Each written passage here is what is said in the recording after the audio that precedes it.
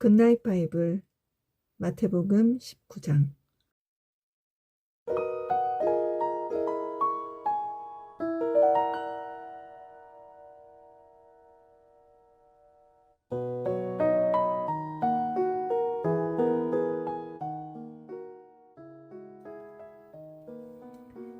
이 말씀을 다 마치시고 예수님은 갈릴리를 떠나 요단강 건너편에 있는 유대 지방으로 가셨습니다. 많은 사람들이 예수님을 따라오자 예수님께서는 그곳에서 그들을 치료해 주셨습니다. 몇몇 바리새파 사람이 와서 예수님을 시험하려고 물었습니다. 무엇이든 이유만 있으면 자기 아내와 이혼하는 것이 괜찮습니까? 예수님께서 대답하셨습니다. 너희가 이 말씀을 읽지 못했느냐? 맨 처음 사람을 만드신 분이 남자와 여자로 지으셨다. 그리고 이렇게 말씀하셨다.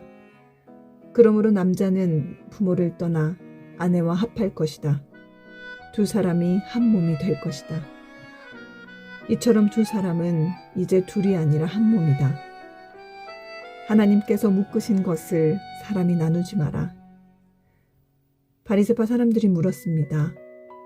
그러면 왜 모세는 이혼 증서를 주고 아내와 헤어지라고 명령하였습니까? 예수님께서 대답하셨습니다. 모세와 아내와의 이혼을 허락한 것은 너희 마음이 악하기 때문이다. 그러나 원래부터 그랬던 것은 아니다. 내가 너희에게 말한다. 부정을 저지르지 않았는데도 아내와 이혼하고 다른 여자와 결혼하는 것은 간음죄를 짓는 것이다. 제자들이 예수님께 물었습니다. 만일 남편과 아내와의 관계가 이와 같다면 차라리 결혼하지 않는 것이 낫겠습니다. 예수님께서 대답하셨습니다. 모든 사람이 이 말을 받아들일 수는 없다. 오직 하나님께서 허락하신 사람들만이 그렇게 할 수 있다. 어머니 배에서 나올 때부터 고자로 태어난 사람이 있고 다른 사람에 의하여 고자가 된 사람도 있고 하늘나라를 위하여 스스로 고자가 된 사람도 있다. 이 말을 받아들일 수 있는 사람은 받으라. 그때 사람들이 자기의 자녀들을 데리고 와서 예수님께서 손을 얹고 기도해 주시기를 바랬습니다. 그러자 제자들이 이들을 꾸짖었습니다. 예수님께서 말씀하셨습니다. 어린아이들이 내게 오는 것을 막지 마라. 하늘나라는 이런 어린아이와 같은 사람들의 것이다. 예수님께서 어린아이들에게 손을 얹어 기도해 주시고 그곳을 떠나셨습니다. 어떤 사람이 예수님께 와서 물었습니다.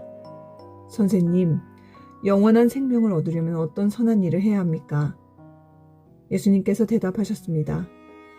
왜 선한 것에 대하여 내게 묻느냐? 선하신 분은 오직 한 분이시다.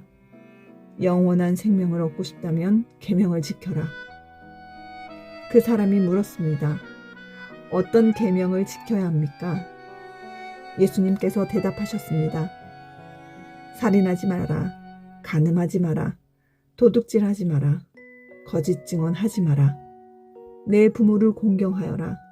내 이웃을 내 자신처럼 사랑하여라. 그 청년이 말했습니다. 이 모든 것을 지금까지 다 지켜왔습니다. 그 밖에 제게 부족한 것이 무엇입니까?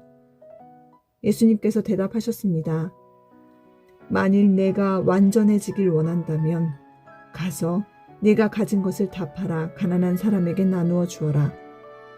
그러면 하늘에서 보물을 얻게 될 것이다. 그런 후에 와서 나를 따르라. 이 말씀을 들은 청년은 매우 슬퍼하며 떠나갔습니다. 왜냐하면 그가 가진 재산이 너무 많았기 때문입니다. 예수님께서 제자들에게 말씀하셨습니다.